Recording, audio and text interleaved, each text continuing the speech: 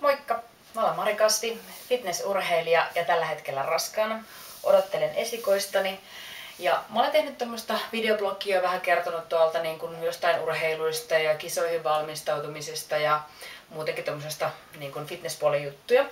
Ja nyt päätin, kun olen raskaana, että kurkataan vähän sitten myöskin tänne raskaana olevan maailmaan. Ja täällä sivulla olisi tarkoitus perehtyä hieman siihen, että minkälaisia urheilulajeja, mitä sopii raskaana oleville, mitä saa tehdä, mitä ei saa tehdä. Jonkun verran myös ruokavalioon ja ehkä jonkun verran myöskin semmoista ihan yleistä juttua, että mitä raskauteen ainakin mun kohdalla liittyy.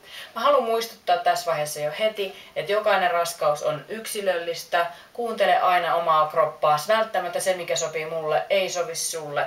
Joten oot tarkkana, kuuntele omaa vartalois, mutta yleisesti ottaen aika hyvin kaikki, kun raskaus on sujunut normaalisti, istukkaa normaali, kaikki on normaaleja siellä, niin kaikki pitäisi sopia suhteellisen hyvin kaikille.